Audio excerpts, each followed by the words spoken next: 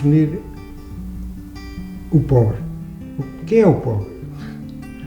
A Igreja ensinou-nos de outra maneira, mas ao fim e ao cabo é idêntico, porque a Rede Europeia diz-nos que pobre é aquele que não tem as condições necessárias para sobreviver com dignidade.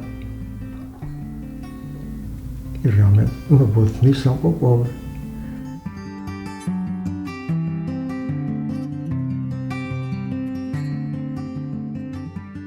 A APN é uma organização não governamental de solidariedade social. Ela foi constituída quase há 30 anos, no próximo ano fazemos 30 anos. A sua missão é construir ou contribuir para construir uma sociedade livre de pobreza e de exclusão social. Em Portugal nós temos cerca de 2 milhões de pobres, portanto a pobreza é um problema estrutural no nosso país e que na nossa ótica exige políticas e temos muito defendido a necessidade de uma estratégia nacional de combate à pobreza. Outro eixo importante do desenvolvimento da organização é o eixo da participação. Porque normalmente as políticas são dirigidas aos públicos, aos beneficiários, às pessoas que beneficiam daquelas medidas ou que precisam de determinados apoios. E a nossa lógica é uma lógica diferente, não é? As pessoas precisam de ser assistidas, naturalmente, mas é preciso construir processos de inclusão com elas. E, em primeiro lugar, é preciso dar voz às pessoas em situação de pobreza. Pobre não é o pobrezinho, é aquele que não tem condições para viver a sua vida com dignidade. Portanto, todos temos direito à nossa dignidade. E eu, na altura que estava a receber o rendimento social de inserção, tive o cuidado de procurar fazer serviço voluntário. Portanto, achava que devia mais à sociedade. E apareceu a assistente social. Ela disse, mas se quer participar, ajudar a construir uma sociedade melhor, pode participar no CLC de Santarém. Então o que é isso? Criámos conselhos locais de cidadãos, pessoas que vivenciaram ou vivenciam ainda situações de pobreza e exclusão. De repente, estes núcleos, através de um trabalho de rede, reuniram, começaram a trabalhar esta campanha. Portanto, ela nasce de baixo para cima. Pessoas que passaram uns para prisão, outros para droga, portanto, toxicodependentes. E é muito reconfortante notar que a maior parte dessas pessoas encontrou apoio nestes núcleos e daí nasceu, depois de a direção ter anotado tudo o que nós tínhamos dito, propôs-nos criar esta campanha de despir os preconceitos, vestir a inclusão, porque era uma necessidade que existe sempre em qualquer sociedade, não é? Sobretudo na nossa. Está muito virada para o ter e menos para o ser. A APN foi o meu primeiro trabalho profissional, onde criámos um projeto para irmos apresentar às escolas da cidade. Surgiu a campanha e demos continuidade ao trabalho que estávamos a desenvolver nas escolas com a campanha Despir os preconceitos e vestir a inclusão. O objetivo principal desta campanha é fazer com que as pessoas a quem a campanha é apresentada e com quem a campanha vai ser trabalhada verem uma história para além do primeiro impacto e para além daquele preconceito inicial que criamos em relação a certo tipo de pessoas que está de momento a passar por uma situação. Apresentámos a campanha às escolas porque as temáticas que trabalhávamos com estas crianças e jovens eram as mesmas que a campanha também trabalhava, mas como a campanha tinha umas ilustrações bastante apelativas, achámos que também se enquadrava e que era bastante atrativa para trabalhar com o público-alvo mais pequeno. Então eu há uns anos criei umas personagens muito simples, com os traços feitos muito simples, literalmente. Tem os corações, tem umas mensagens, umas frases escritas com frases que eu gosto de brincar com elas, ora porque por vezes adapto provérbios que já existem, mas depois adapto-os à minha maneira, outras vezes eu mesmo que crio essas pequenas frases, então a partir daí construo a situação entre o menino e a menina, entre outros meninos e meninas de outras cores, de outras raças, enfim, depois adaptando cada uma ilustração ao seu tema. Eles adoraram mesmo a campanha, queriam sempre fazer desenhos, a imitar os desenhos das ilustrações do Bruno Gaspar. Eu acho que a piada deles é realmente a simplicidade, conseguir dizer muito com muito pouco. Vai funcionar é num todo, até onde é que este livro vai chegar. O importante aqui é onde é que o livro vai chegar. Esta campanha Despidos Preconceitos esteve na origem de uma peça de teatro, e tem sido importante para criar uma consciência coletiva do que é estar numa situação de pobreza ou de exclusão, ou do que é viver numa situação de sem-abrigo, por exemplo, que é isto, e pôr-nos um bocadinho no papel do outro. Foi-se embora. Um teatro infantil como forma de chegar às crianças e alertar para a importância da não discriminação, da solidariedade e do respeito pelos outros. O senhor está muito ocupado. Claro, sempre ocupado. Então não pode ajudar-nos a subir estas escadas. Ajudar é comigo. Diz lá, meu lindo, queres que leia assim ao teu avô? Ele não é meu avô. Ai, o senhor teve uma vida muito cheia.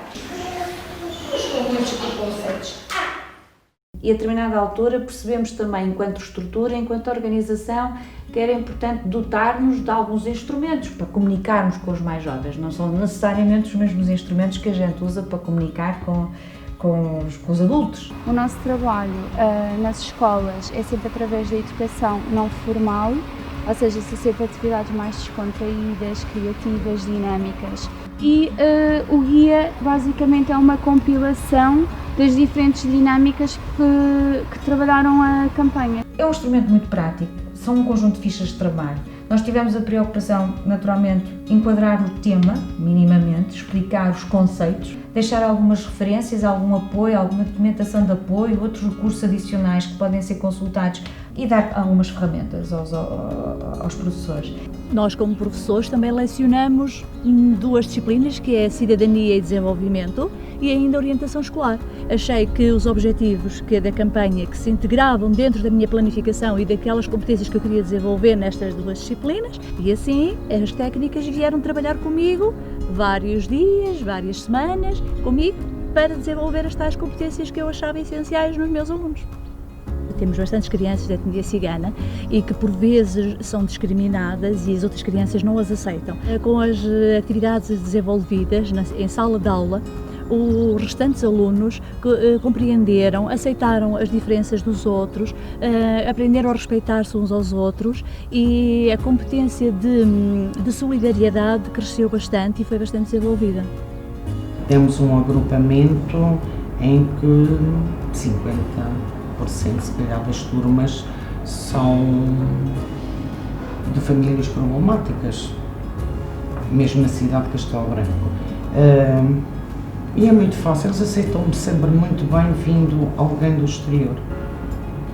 Às vezes estávamos a fazer outro tipo de atividade, perguntavam muitas vezes: quando é que vem aquela senhora que esteve cá connosco? Quando é que fazemos outra vez atividades daquele género? As atividades que estão no guia, temos uma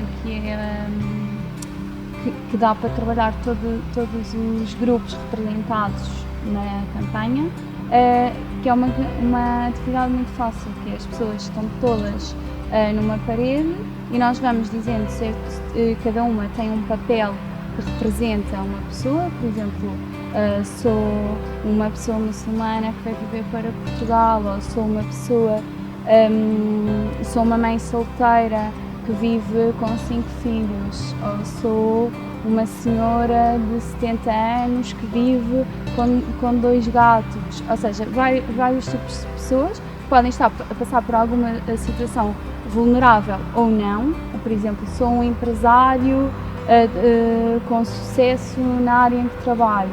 Pronto. E as pessoas estão todas em linha, encostadas a uma parede, e nós vamos lendo certo tipo de situações cotidianas. Por exemplo, eu posso ir ao teatro ou ver um espetáculo uma vez por mês. Quem pode, quem acha que a pessoa que tem nesse papel pode, dá um passo em frente. Outra coisa, por exemplo, consigo comprar roupa sempre que quero. Quem acha que a pessoa que está a representar pode, dá outro passo em frente. A dinâmica chama-se mesmo dar um passo em frente. e a discrepância que vai existir entre a pessoa que deu sempre um passo em frente e pessoas que nunca deram um passo em frente é abismal e muitas vezes por preconceito, porque pensam que uma pessoa muçulmana que foi viver para Portugal pode não ter acesso a esse tipo de coisas, quando na realidade não sabe a história para além daquele papel que só diz sou uma pessoa muçulmana que foi viver para Portugal. Mas o objetivo principal é mesmo despirmos os preconceitos, ou seja, tentarmos sempre ver para além de uma determinada característica ou para além de uma frase, tentar perceber a história que está para além disso. O ano 2019-2020 ainda começamos com a interculturalidade, só que a partir de 13 de março, acho que aconteceu esta situação da pandemia, temos feito algumas intervenções por videoconferência, mas é diferente. Eles podem escrever que para eles o colega tanto faz ter a cor preta como ser branco ou ser chinês, mas nós pela troca de olhares e pela forma como estão perante o outro conseguimos a perceber que aquilo só está ali escrito e na verdade às vezes não é bem o que eles sentem e dá para trabalharmos em sala de aula de outra forma, mas melhores tempos virão. Pode estar aqui uma pequena semente para o desenvolvimento de uma cultura de sociedade diferente daquela que se calhar nós temos hoje. As ideias são lançadas, as competências são desenvolvidas, eles depois vão crescer e tal como uma semente pode germinar e dar grandes frutos. Se vamos conseguir modificar comportamentos a curto ou a médio prazo nas nossas crianças, é para isso que trabalhamos, esperemos que sim. Esclarecer alguns mitos, estereótipos e preconceitos que existem sobre as pessoas é o principal papel do projeto.